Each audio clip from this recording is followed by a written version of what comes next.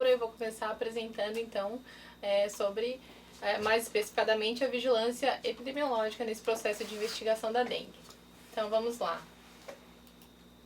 Então, com relação, então fizemos um breve roteiro, né, do que nós vamos conversar hoje, que é a situação epidemiológica da dengue, tanto no Brasil como no estado de Santa Catarina, as características da doença no processo de investigação, né, como que ocorre a investigação epidemiológica, como inserir a atenção básica nesse processo de investigação e as atribuições da vigilância epidemiológica.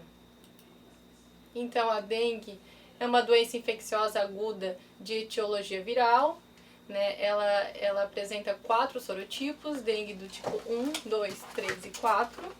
Né? Ela é a principal doença de transmissão vetorial na atualidade.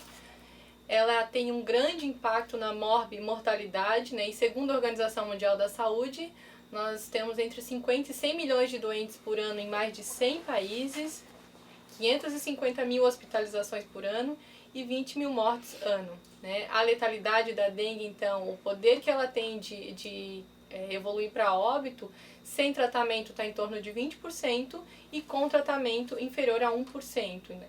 E aqui nós temos também o mapa, né, dos locais mais acometidos. Então, com relação à situação epidemiológica da dengue no Brasil, né, os casos de dengue prováveis que nós temos por semana epidemiológica de início dos sintomas desde 2013 a 2015. Então, nesse gráfico, nós podemos observar que em tanto 2013 quanto 2015 foram anos epidêmicos para dengue. Né? O ano de 2015, com relação ao ano de 2014, nós tivemos mais de 1.350.000 casos de dengue, um aumento de 173% nos casos. Com relação à classificação desses casos, né, nós tivemos também esse aumento de casos que foram casos notificados de dengue, eles também refletiram no aumento de casos de dengue com sinais de alarme, casos de dengue grave e casos de óbitos, né, ele aumentou consideravelmente, né, então para a gente lembrar que dengue mata e que nós precisamos preparar os nossos serviços, os nossos atendimentos para diminuir esses problemas, né? Bom, em relação aos sorotipos da dengue que estão no Brasil, nós podemos observar no mapa que nós temos a presença dos 4 sorotipos, né? E aqui em Santa Catarina não é diferente, nós temos também o predomínio do sorotipo 1 em todo o Brasil e aqui em Santa Catarina também. Na região sul, nós temos, além do sorotipo 1 detectado nos 3 estados, nós temos no Rio Grande do Sul e Paraná o sorotipo 4. Em Santa Catarina, então aqui nós temos uma série histórica com todos os casos, segundo a classificação, desde 2006 até 2015, né? E o que a gente pode observar que até 2011, né, nós tínhamos apenas casos considerados importados de dengue em Santa Catarina. O que são esses casos, né? São casos que foram detectados aqui no estado, mas que a transmissão ocorreu fora de Santa Catarina. Então, eles são considerados os casos confirmados e importados, né? E a partir de 2011, a gente vem detectando casos autóctones esporadamente, né? E em 2015, nós tivemos a primeira epidemia da doença, com mais de 3.200 casos de dengue autóctones, ou seja, aqueles casos de dengue onde a transmissão ocorreu dentro de Santa Catarina. Nesse próximo slide, né, nesse diagrama, nós temos os casos de dengue segundo a classificação final e a semana epidemiológica de início dos sintomas, nesse ano de 2015. E a gente pode observar que nas semanas epidemiológicas 11, 12 e 14, se concentrar um período de maior transmissão da doença, né? Então a gente tem um maior número de casos detectados nessas semanas e que coincide com o pico de transmissão no Brasil e que a gente precisa prever essa. A gente já sabe que essa sazonalidade da doença é maior nesse período, então a gente precisa organizar toda a rede de serviços para que possa atender, né, de forma adequada e oportuna esses casos. Então, como que foram esses casos? Quais foram as características desses casos autóctones de dengue aqui no estado, né? Então, a gente observou que a faixa etária mais acometida foi entre 20 e 39 anos, né? Mais de 43%. Nós tivemos 193 casos de dengue nas faixas etárias que compreendiam os menores de 2 anos de idade e aqueles acima de 65 anos, que são consideradas de risco para a doença, para a evolução, né? Nós tivemos também 106 casos de dengue com sinais de alarme e um caso de dengue grave, né? E o sorotipo circulante, como já mencionei, e o dengue tipo 1, né? Lembrando que a partir de 2014 o Brasil adotou a nova classificação dos casos de dengue. Então, hoje eles são classificados como dengue, dengue com sinais de alarme e dengue grave, né? Esse material, a diferenciação entre cada definição de caso está disponível no site da DIV, né, e no protocolo de manejo de casos de Santa Catarina. Então, dando continuidade, né, os municípios com transmissão de dengue, então, nesse ano foram os seguintes: foram Balneário Camboriú, Bombinhas, Chapecó, Canoinhas, Corupá, Cordilheira Alta, Itajaí, Guaraciaba, Joinville, Itapema, Tubarão e São Miguel do Oeste, né. Associado a esse aumento de casos detectados no estado, a gente tem uma situação entomológica, né, nos municípios que também não é favorável, né? Então, aqui nesse mapa nós podemos observar que nós temos 159 municípios que ainda não detectaram a presença do Aedes aegypti. Nós temos 81 municípios aqui destacados em amarelo que têm a presença do vetor. Nós temos 19 municípios que são infestados sem transmissão e nós temos 8 municípios catarinenses com transmissão e infestado.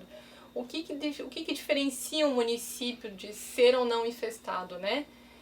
Um município, quando ele é infestado, ele, além de detectar, além de ter a dispersão do vetor no município, ele se mantém nos domicílios. Então, isso é um fator de risco para a circulação do vírus da dengue, né? E outro detalhe que nos chama a atenção é que tem situações que nós não precisamos ter a situação de infestação para a gente ter os casos de dengue.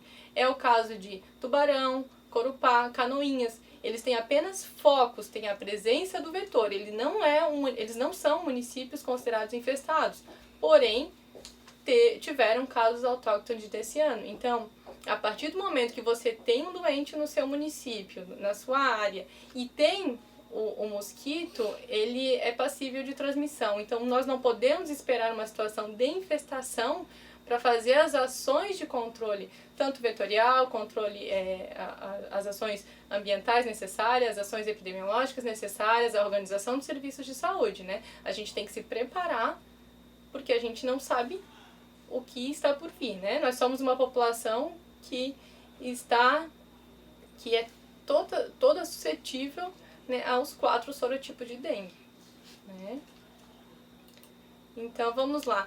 Quais são as características da dengue que nós precisamos verificar no momento da investigação? Então, ela é uma doença causada por um flavivírus, né? Nós temos um período de incubação no vetor de 8 a 12 dias e um período de incubação no homem de 4 a 10 dias, média de 5 a 6, ou seja, esse período de incubação é o período que o mosquito pica uma pessoa doente,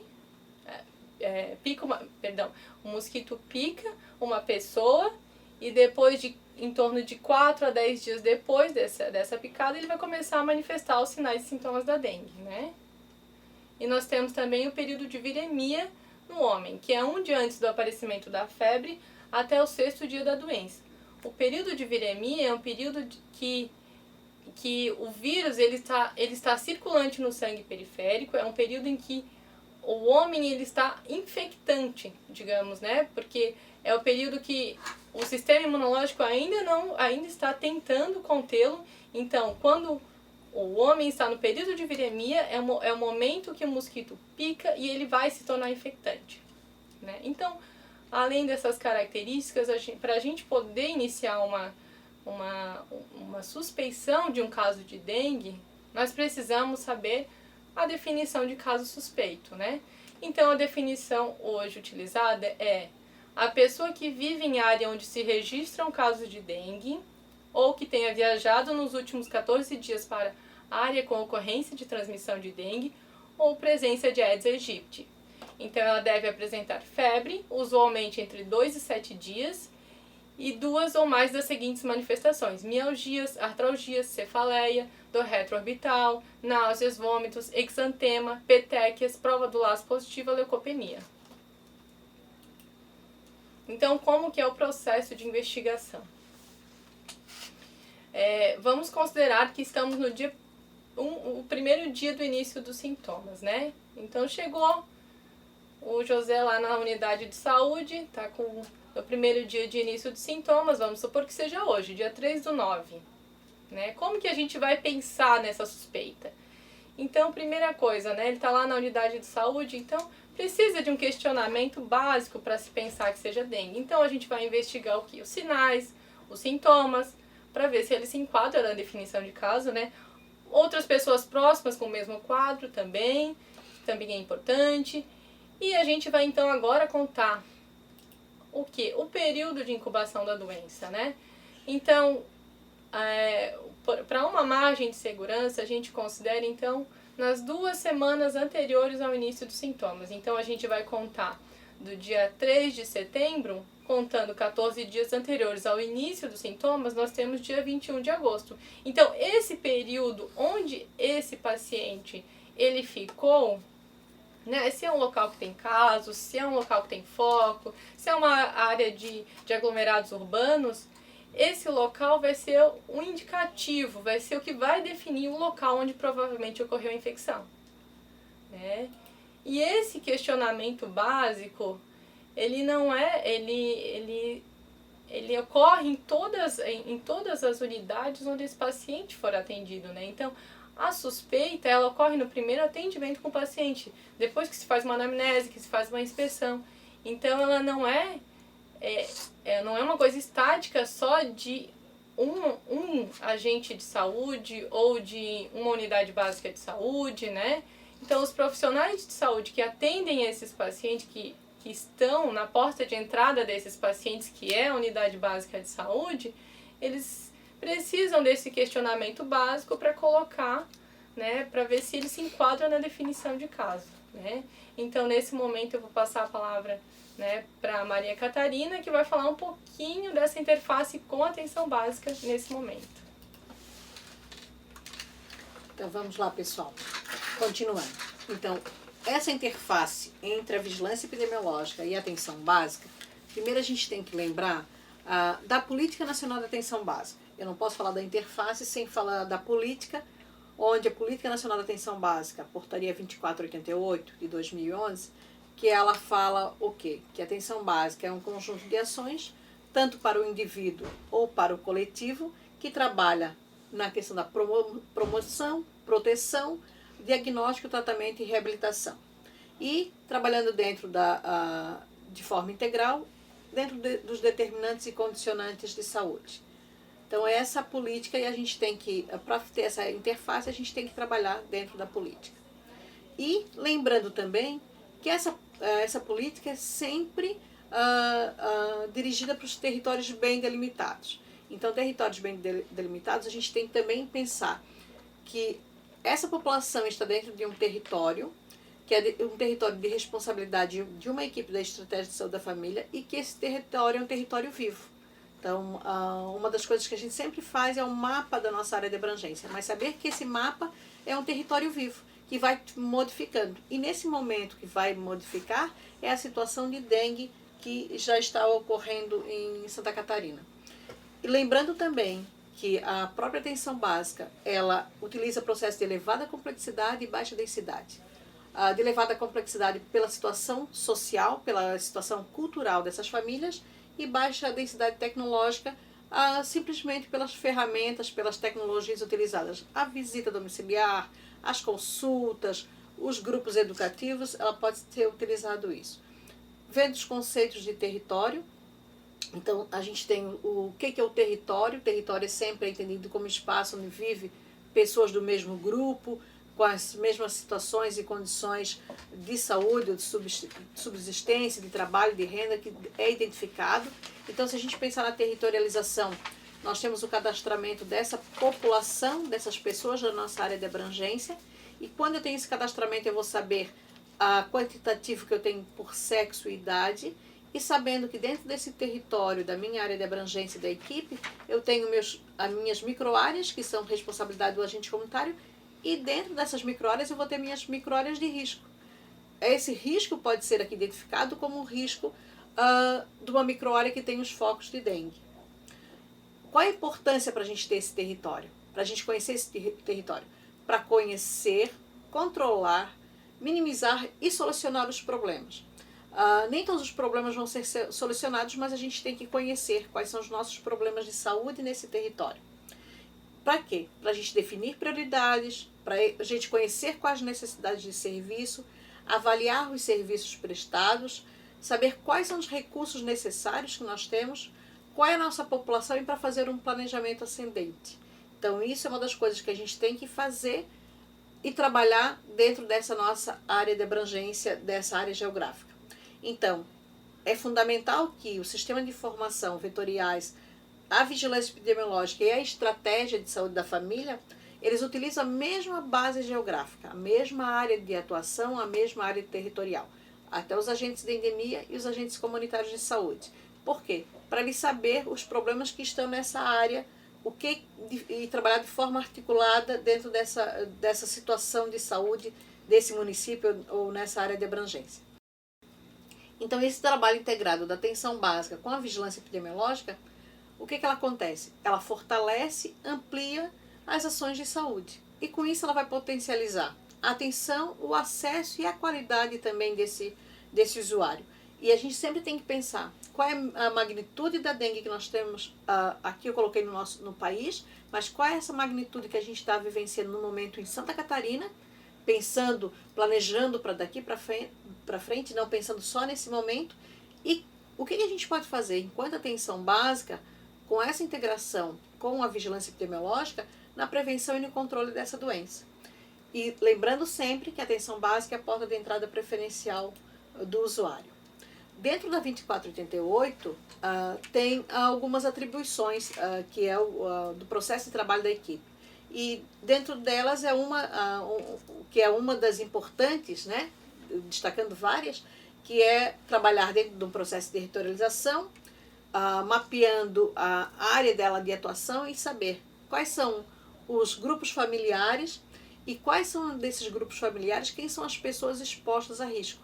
Então, além de eu ter a minha microárea de risco, eu também vou ter a minha população de risco, ou minha família de risco, ou meu usuário de risco.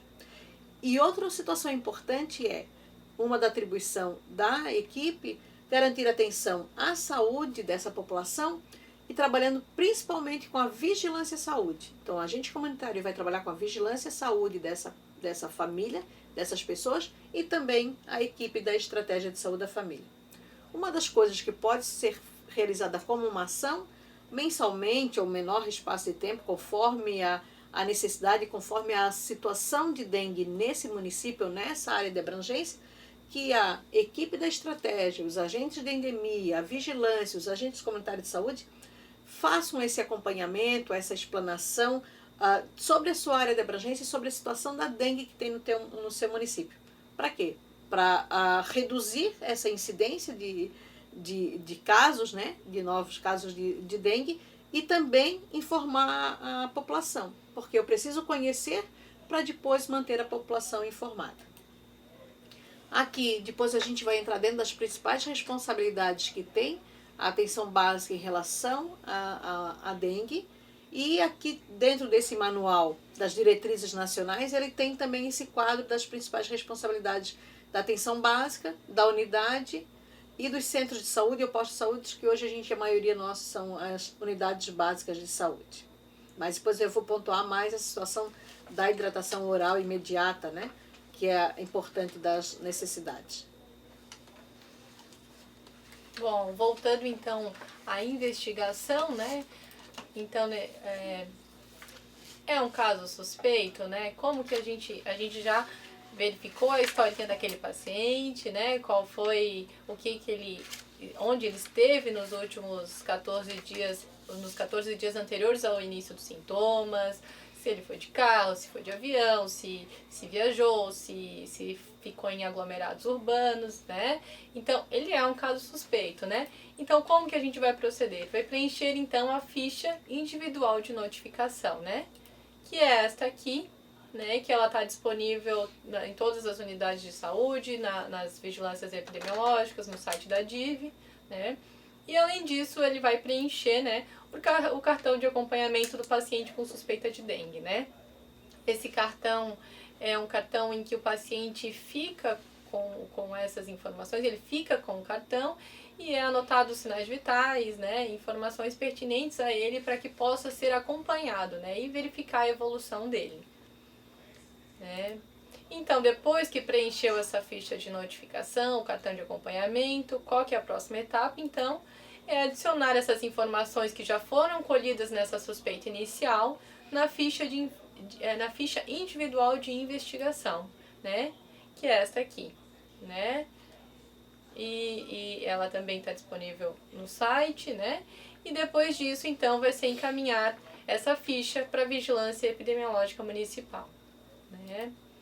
Então, lá na Vigilância Epidemiológica Municipal, né, eles vão receber essa ficha, vão dar uma continuidade a essa investigação, alguns detalhes que precisam ser investigados, né, para verificar esse local provável de infecção, né, e além disso, então, ele vai observar a questão em relação ao período de viremia. Por que o período de viremia? Porque ele é o período que esses locais onde ele ficou no período de viremia, se ele é um paciente com suspeita de dengue, que foi confirmado dengue, onde ele ficou no período de viremia, mais o vetor, nós podemos ter novos casos na área onde ele esteve. Então, se a gente contar, né, do dia 3 de setembro, como nós estávamos contando do paciente, o período de viremia, um dia antes do início dos sintomas, até o 6º dia da doença, então ele vai até o dia 8 de setembro, né? E como que a gente faz essa contagem? Como que a gente sabe aproximadamente a partir de quando nós teremos novos casos nessa área? Então, nós precisamos pensar na incubação do vetor mais a incubação do homem, né? Considerando, então, o período de incubação no mosquito, que é de 8 a 12 dias, e o período de incubação no homem, que é de 4 a 10 dias, né?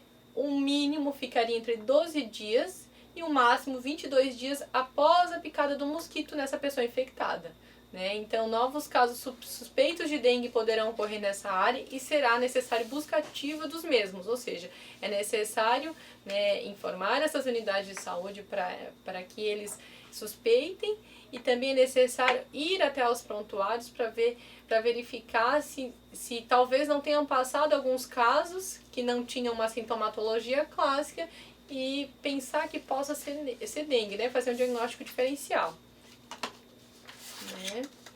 Então, se nós pensarmos, então, se ele foi picado, por exemplo, no dia 3 de setembro, né, no período de viremia, se a gente somar, por exemplo, mais 12 dias, no dia 14 de setembro nós teremos novos casos na área.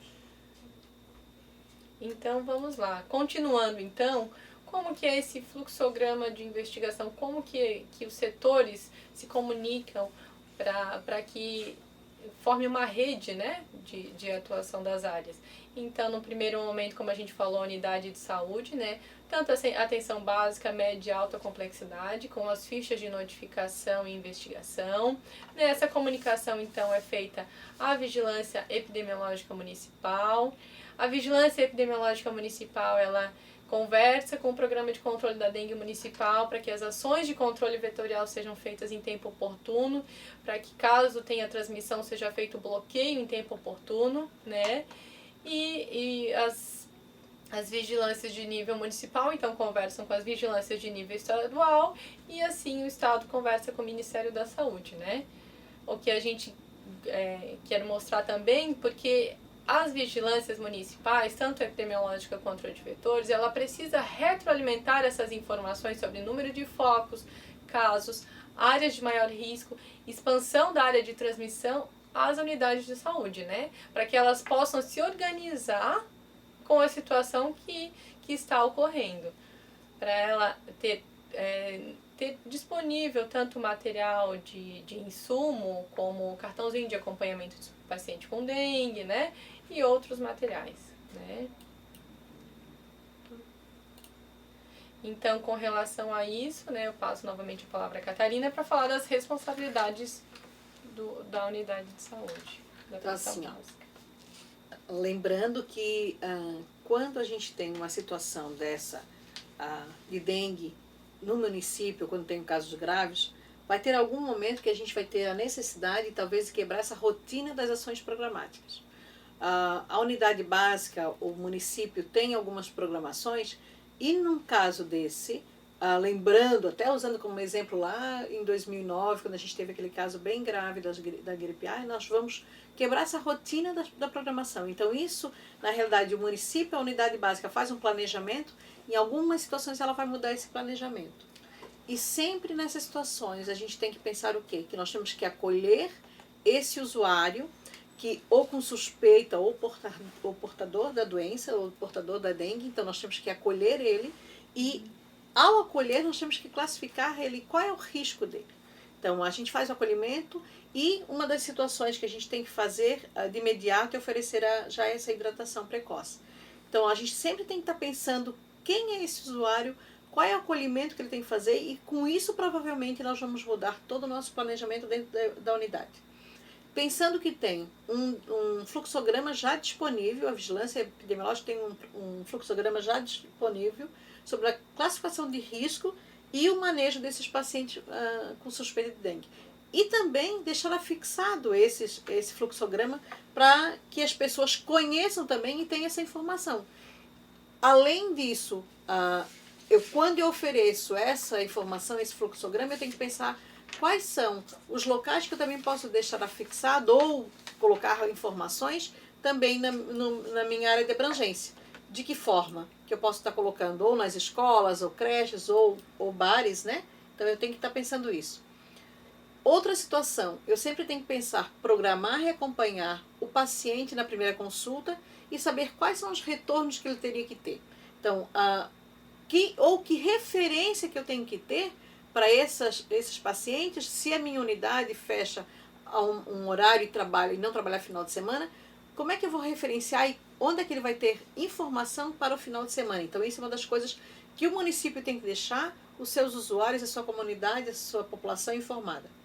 Implantar e implementar na unidade esse fluxograma de notificações. Então se chega um caso suspeito, eu vou ter que ter essa informação diária junto com a vigilância epidemiológica. De que maneira que eu vou fazer isso? Através de e-mail ou telefone, tem que ter um planejamento que eu possa fazer essa notificação de imediato. Priorizar as visitas domiciliares para aqueles pacientes que já estejam em tratamento domiciliar, que já estejam com caso ou alguns sinais de tratamento ou algum sinal de alerta de dengue. Então isso é uma das coisas que eu também tenho que priorizar as minhas visitas. Lógico, eu não vou deixar de acompanhar já aquelas pessoas acamados, mas eu tenho que pensar qual é a prioridade da visita domiciliar quando eu vou realizar esse planejamento da visita, pensando na metodologia da visita, planejamento, execução, registrar, reavaliar. Então, qual é o planejamento? Eu vou pegar as visitas domiciliares mais distante ou mais perto, ou eu vou pegar dos casos graves para os menos graves? Então, sempre organizar ou ter ou saber qual é essa referência do refluxo, quais são essas rotinas que eu tenho pactuada, essa rotina tem que estar pactuada com as outras unidades e também com os gestores, promover a capacitação das equipes e dos agentes comunitários, Se você não tem como, usa esses vídeos da própria, do Tele, que a gente tem outros vídeos anteriores que falam sobre dengue, então usar também esses vídeos para apresentar para toda a equipe, quando toda a equipe não está presente. Realizar a busca ativa desses pacientes, então isso é importante. Esses usuários que estão com suspeita de dengue, realizar essa busca ativa, até para a gente ter essa situação desses casos novos, ou esses pacientes faltosos na unidade, e buscar sempre atualizar sobre essas condições clínicas desses pacientes através de onde? De consulta de enfermagem, nas consultas médicas, na visita, ou contato telefônico, ou na visita do agente comunitário. Eu sempre tenho que estar sabendo quais informações que eu tenho desses usuários, como é que eles estão, porque a gente senão inicia um e começa a ter um montante e nós vamos perder algumas situações mais sérias de algum município. E também quando o agente comunitário de endemia estiver numa visita e ter algum suspeito de dengue, sempre entrar em contato com a unidade básica de saúde, informando quem é esse paciente, quem é esse usuário, qual é a microárea dele, qual é a residência que ele está. E o agente comunitário de saúde também, quando ele está fazendo as suas visitas, além do acompanhamento de todas as famílias que ele faz, da criança, da mulher, do acamado, do idoso, ele também tem que ter esse olhar, ele também tem que ser proativo na visita domiciliar e ver essas situações no domicílio. Esse acúmulo de água, esse lixo, ou que pode ser uma situação de surgimento de dengue. E também, em reuniões ou atividades de grupo com a comunidade, sempre informar, mesmo sendo um tema que não é dengue, mas você pode também estar usando esse assunto. Comunicar sempre o enfermeiro supervisor do agente comunitário e do agente comunitário de endemia, os imóveis fechados ou que tenha recusa de vocês poderem entrar. E acompanhar os pacientes de dengue após o atendimento de serviço de saúde, por meio de visitas domiciliares, e orientando sempre a família e a comunidade. Então é sempre importante lembrar que os suspeitos de dengue, eles são sempre um alerta para a unidade básica de saúde e sempre a equipe tem que ser comunicada. Então a equipe tem que estar preparada nesses municípios que já estão com casos e também para municípios que ou são próximos, são vizinhos. Então isso é uma das coisas que a gente tem que estar sempre em alerta. Continuo então a fala com a Débora, tá? Então, por fim, o nosso último bloco, né? As atribuições da vigilância epidemiológica municipal. Então, ela é dividida então no período não epidêmico e no período epidêmico. No período não epidêmico, né, as atribuições, as ações que a vigilância precisa então fomentar ou realizar, né? Então, receber essas fichas de notificação, a ficha de investigação, incluir elas no SINAM online, né? Continuar essa investigação desses casos notificados, investigar os óbitos suspeitos de dengue com um protocolo específico, avaliar as inconsistências no SINAM, que é o nosso sistema de informação, né? De agravos de notificação, avaliar esses erros de preenchimento nas fichas, né, e encerrar oportunamente, né, 60 dias para a dengue. Uma ação que a gente já comentou, que sempre manter uma comunicação efetiva com o programa de controle da dengue, para que essas ações de controle vetorial sejam realizadas em tempo oportuno, que consigam bloquear uma transmissão, que consigam reduzir a população de vetor, né? Outra ação que a vigilância precisa garantir e fazer, né? Que é coletar a amostra sorológica para diagnóstico de dengue, né? Também ela precisa analisar semanalmente esses dados, tudo que eles têm de número de casos por bairro, distrito, por semana epidemiológica de início dos sintomas, né? O objetivo, então, é elaborar um gráfico de linha ou um diagrama, como nós mostramos o diagrama por semana epidemiológica dos casos do estado, né? Onde é possível que a gente possa visualizar a tendência desse aumento de casos e a expansão territorial dos mesmos, né? E consolidar os dados em boletins mensais. Aqui é só para mostrar então a da requisição para o exame de dengue, né, no LACEN, que está disponível no site do LACEN, né? E as ações então da vigilância no período epidêmico, né? O período epidêmico, então, ele vai então de outubro a maio, né? E nós estamos entrando nesse período, né? Ele é um período que, como que a gente vai definir que a gente está numa epidemia ou um risco de epidemia, né? Então, essa situação, ela ocorre quando há um aumento constante de casos notificados no município, e esta situação pode ser visualizada por meio de curva endêmica, né, através do diagrama de controle e outras medidas estatísticas para que a gente possa acompanhar esse aumento, né? E a gente sabe que está entrando numa situação de risco de epidemia ou de epidemia de dengue, né? Ele vai continuar recebendo das unidades notificadoras as fichas de notificação, né, de todos os casos suspeitos, vai incluí-las no SINAM, né? Além disso, então, nos períodos epidêmicos, né, em áreas onde a transmissão já está estabelecida, onde a gente já sabe que tem a circulação viral, o que se prioriza, né, de investigação são os casos com sinais de alarme, graves e aqueles casos que se enquadram nos grupos de risco. Além disso, a gente precisa priorizar essas investigações nesses casos que ampliam a área de transmissão da doença, né? Então, é sempre bom a vigilância epidemiológica juntar com a vigilância de controle vetorial e com a atenção básica e outras áreas, mapear esses casos, verificar onde que eles estão se localizando de acordo com de acordo com a investigação, pontuar eles num mapa e ver se estão ampliando a área de transmissão. Talvez outras ações sejam necessárias para conter essa transmissão, né? Então, além disso, uma outra orientação no período epidêmico é realizar a busca ativa de casos com sinais de alarme e graves, não devendo aguardar a notificação passiva de novos casos, né? Além disso, então, comunicar esses casos, né, todos ao programa de controle da dengue, para que essas ações de controle vetorial consigam ser realizadas, coletar a amostra sorológica, né?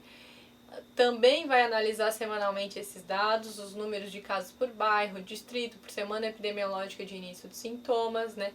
Ele vai acompanhar essa curva epidêmica, né? Vai identificar áreas de maior ocorrência de casos e grupos acometidos. Então, essas informações são muito importantes para que a gente possa instrumentalizar o controle vetorial, para que essa assistência seja adequada para esse paciente, não somente para a identificação precoce dos casos, mas para acompanhamento e evolução deles, né? E também publicizar essas informações para que tenha uma mobilização social, né? A dengue não é um problema só de quem trabalha na área da saúde, é um problema de todos. Então, a população ela precisa estar mobilizada nesse combate. E também consolidar os dados em boletins semanais. Então, por fim, aqui está o nosso material de apoio, né? As diretrizes nacionais para prevenção e controle de epidemias de dengue, a Política Nacional de Atenção Básica, o Agente Comunitário de Saúde no Controle da Dengue, as diretrizes para a organização dos serviços de atenção à saúde em situação de aumento de casos ou de epidemia de dengue, a classificação de risco e manejo do paciente, né? Foram as nossas referências para confeccionar essa webconferência e estão disponíveis tanto no site da DIV quanto no site da Atenção Básica, né? E o nosso recado, então, é que a dengue transcende o setor saúde, né? Ela não é só da Maria Catarina, não é vigilância epidemiológica, atenção básica, programa de controle da dengue. Ele é de todos nós. Ele é um problema de saúde pública, de todos. Então, precisa haver essa mobilização social, porque para controlar esse vetor, né? Sendo que a infestação, como a gente comentou, ela está dentro do domicílio, né? Então, além dessa integração com esses diferentes setores, né, ações de saneamento ambiental, ações integradas de educação e saúde, capacitação permanente, legislação de apoio, sustentação político-social, né? Enfim, não existe uma única medida que de forma isolada resolva o problema, né? E por fim, então, aqui estão os nossos contatos. Obrigada a todos. Muito obrigada.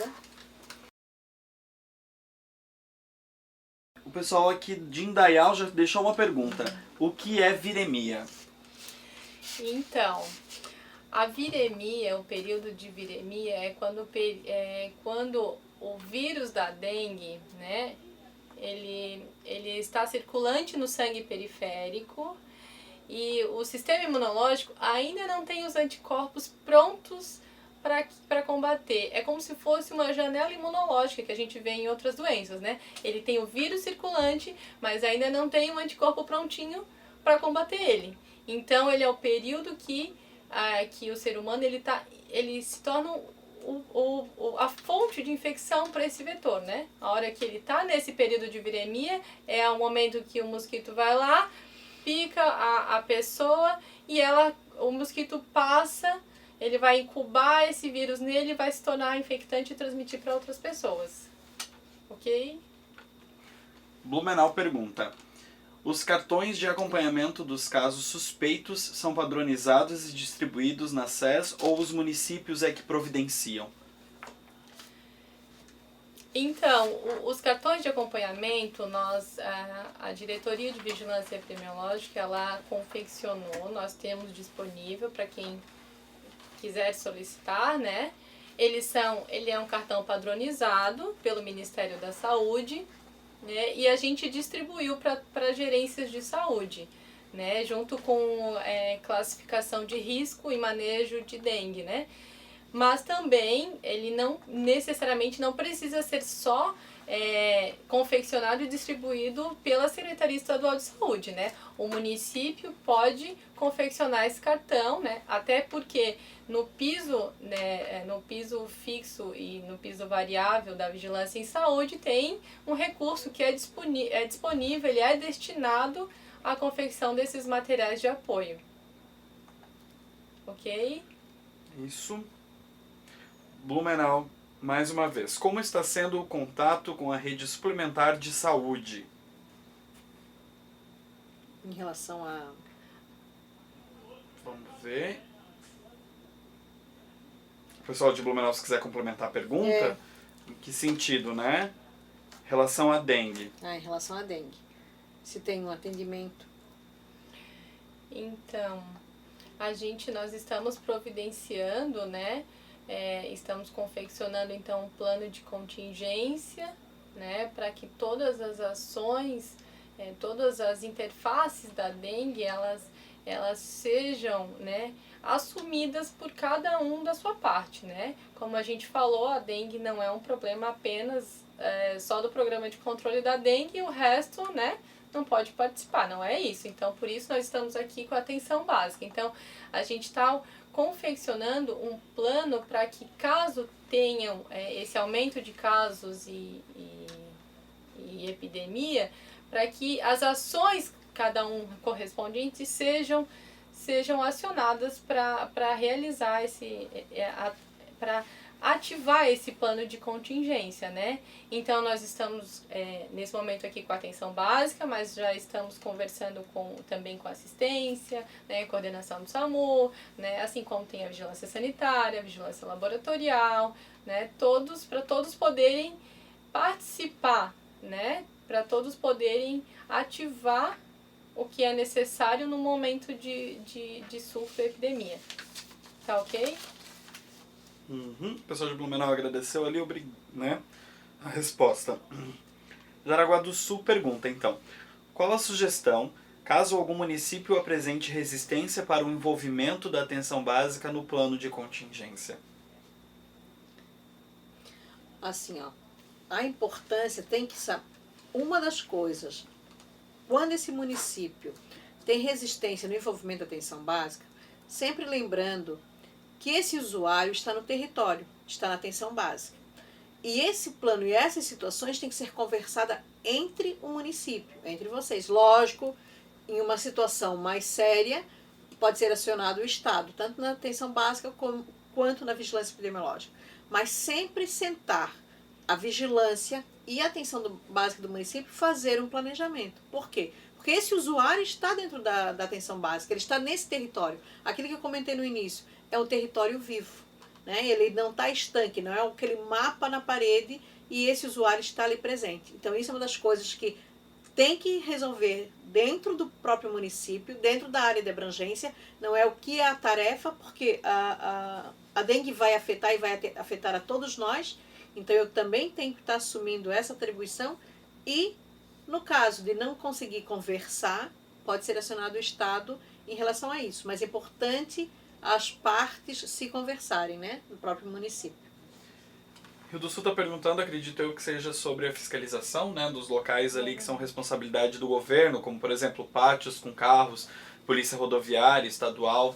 Como que vai ser feito essa fiscalização? Então, nós estamos nos reunindo com a Vigilância Sanitária Estadual para que essa seja uma ação de Estado, né, para que esses locais que são grandes amplificadores, né, do mosquito, dos focos do mosquito, para que realmente tenham um destino adequado, né? Tanto que ele já tem uma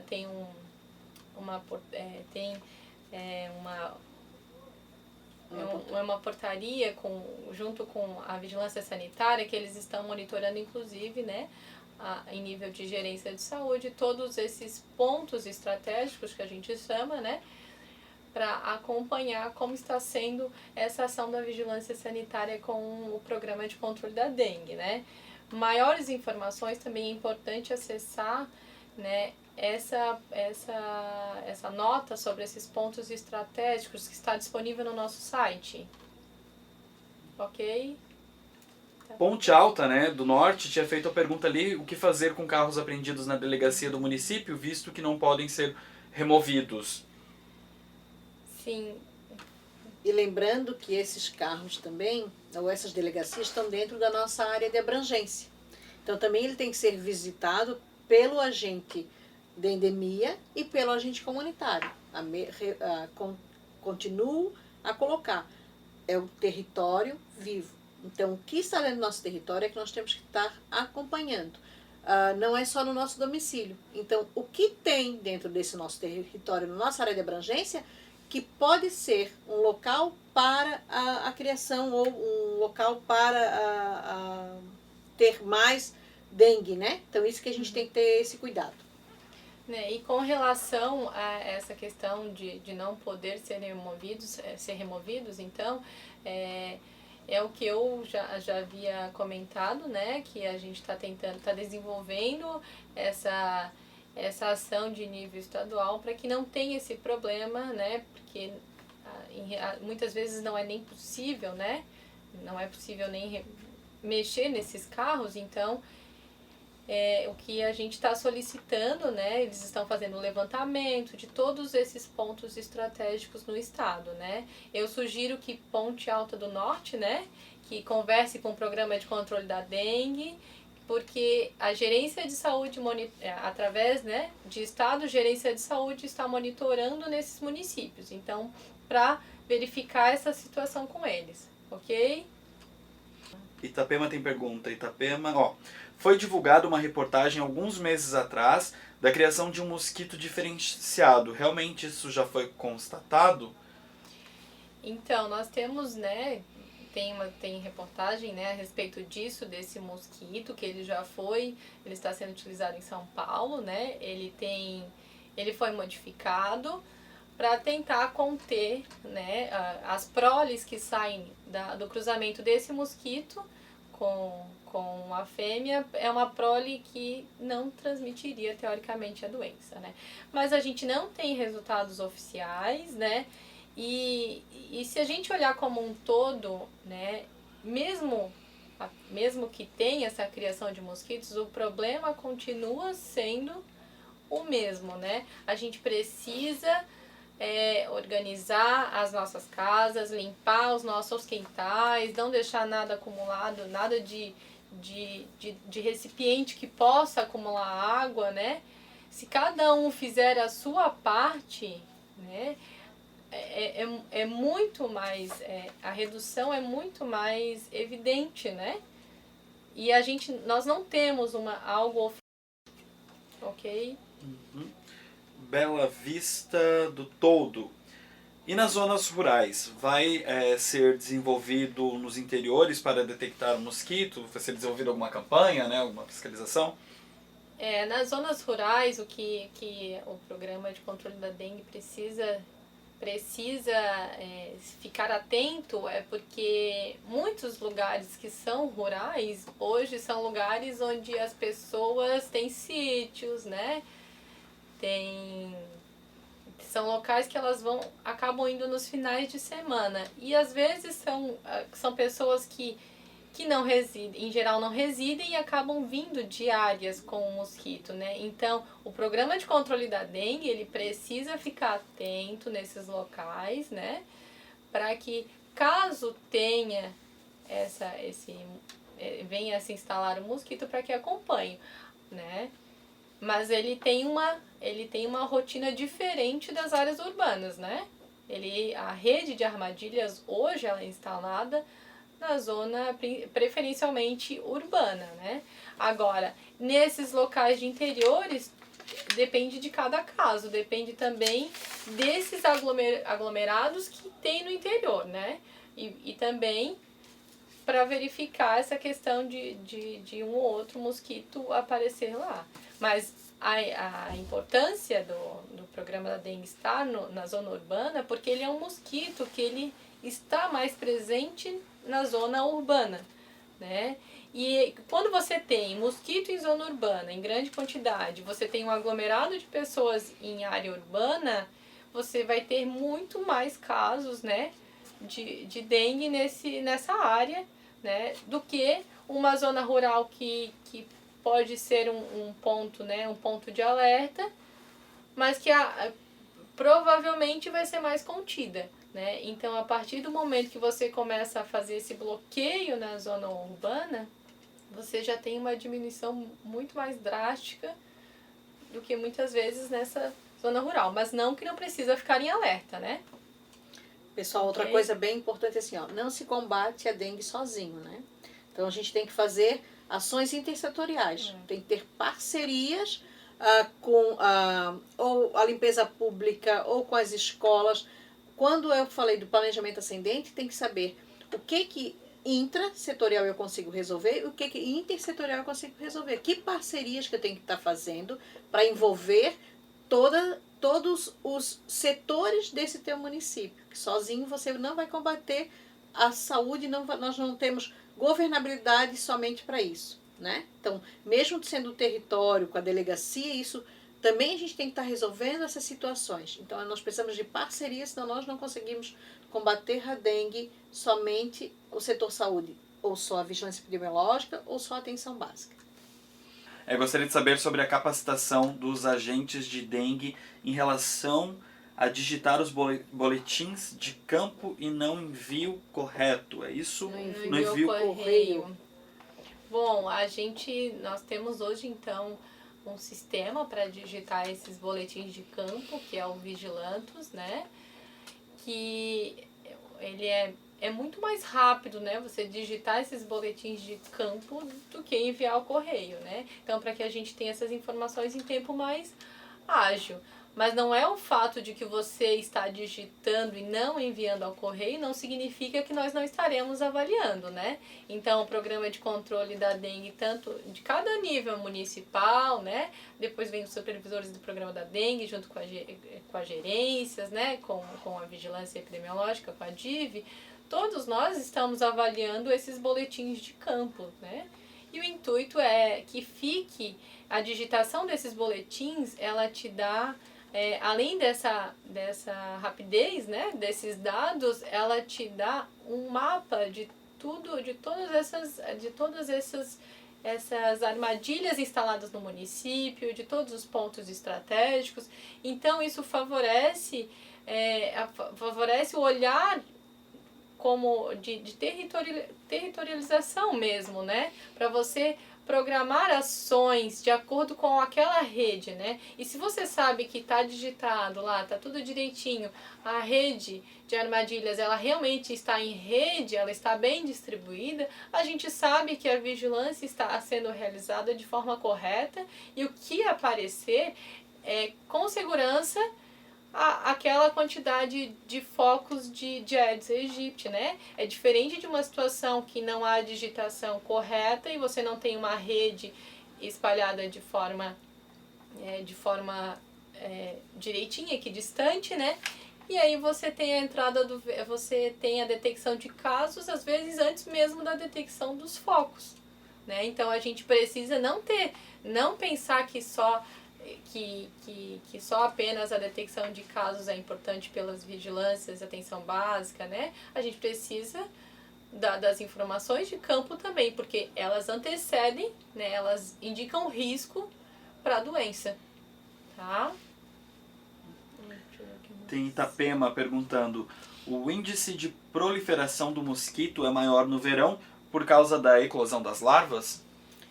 Então, né, é que o mosquito, né, ele, em geral, a gente diz que é uma semana, né, para ele, de um ovo, ele se tornar um mosquito adulto, né. No verão, o que que acontece?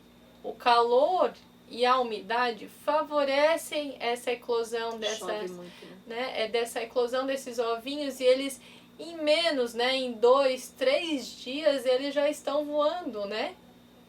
Então, 2, 3 dias, né, começando a voar, mais 30, 45 dias ele na sua fase adulta, então ele se prolifera muito mais rápido, principalmente por essas condições ambientais, né? Por isso que aqui em Santa Catarina, né, esse ano, né, muito diferente dos outros anos, a gente tem detectado focos no inverno, que esse inverno foi um inverno atípico, né, que nós tivemos muito mais calor do que os outros anos, né? Então isso aumenta sim por conta do calor e a umidade. E lembrando que daí nesse inverno foi um inverno de chuva, né? No verão chove muito. E nos locais onde tem pode ter os ovos, entra água, ele vai fazer essa proliferação. Então isso foi uma das coisas que em Santa Catarina é isso, né? Calor e muita chuva, né? Lugar muito úmido. Aqui mais uma. Sim. O pessoal de Santa Cecília, o uso de repelente ajuda até que ponto? Então, né, a recomendação básica ainda continua sendo, né, essa questão de diminuir os depósitos que o mosquito possa se instalar e se manter, né? O uso de repelente, assim como o uso de telas em janelas, o uso de camisetas de manga comprida, o uso de mosqueteiros. Então, isso ajuda no sentido de proteção individual. Então, no momento que o paciente está em período de viremia, essa proteção individual, ela auxilia nesse contexto. Agora, se o município está com uma área com uma grande infestação de mosquitos, se tem outras pessoas chegando doente, né? Que muitas vezes a gente nem sempre detecta esse caso, porque a gente tem, né? Tem em torno de 30%, né? De pessoas que não apresentam sintomas clássicos de dengue não vão procurar a unidade de saúde. Então, a gente vai ter outras pessoas em período de viremia nessa área que vão estar, né, sendo fontes de infecção. Então, de qualquer jeito, utilizando essas proteções individuais, a gente precisa quebrar o ciclo do mosquito, né, para que diminua. Pelo menos diminua o número de casos de dengue. É o que eu comentei na apresentação, né? Alguns municípios têm apenas focos, não são infestados, mas eles tiveram casos. Por que tiveram casos? Porque nós podemos ter pessoas que viajaram para algum lugar com transmissão, chegaram no município, lá no município eles ficaram em período de viremia, tinham um mosquito, e esse mosquito conseguiu, além de picar ele, passar a incubação nele, picar outra pessoa. Então o ciclo continuou. Então, tendo a pessoa doente no período de viremia na área, tendo mosquito, nós podemos ter casos, né? E hoje, com a mobilidade urbana, com essas migrações em grande quantidade, né, essa facilidade que nós temos de nos mudar para áreas com transmissão, né, isso amplia, né, esse problema, né? Assim como, né, vou aproveitar para mencionar que nós temos hoje, além de dengue, nós temos chikungunya e zika, que é o mesmo vetor que transmite, né? Então, quantas pessoas, né, próximas que acabam viajando para áreas que têm essa doença e que também não chegaram a procurar a unidade de saúde porque não apresentaram sintomas, né? Cada um tem um sistema imunológico diferente, nem todos vão apresentar, né? Então, um ou outro acaba passando. Agora, se a gente mantiver essa infestação em níveis baixos, apenas com detecção de focos, é possível que nós tenhamos apenas casos esporádicos e, em geral, isolados, né? E é mais possível contê-los. É diferente de uma situação em que nós temos a infestação, que aí já evolui para um surto ou para uma epidemia, né? Então, o foco continua sendo o foco do mosquito, né? Diminuindo esse índice de infestação, esses focos, a gente quebra essa cadeia. E aí a gente consegue organizar todos os serviços de saúde para que um ou outro caso possa ser detectado e que seja bloqueado. Fica à vontade. Complementando, né, a webconferência, quando eu falei de chikungunya e zika, né, claro, o primeiro olhar é um apavoro, né? Mas, enfim, a investigação que a gente fez aqui para dengue, ela é a mesma. Essas perguntas são básicas tanto para chikungunya, quanto para dengue, quanto para zika, né? A doença diferencia um pouco, mas a base da investigação é semelhante em todas as três. Então, se você considerar o período de incubação de chikungunya, né, que é de 1 a 12 dias, se você considerar o período de incubação de zika, que é de 3 a 12 dias, né, incubação no homem, então a gente faz basicamente o mesmo cálculo, né, e que isso possa ajudar as vigilâncias, né, e a atenção básica de como pensar nesses pacientes suspeitos, ok?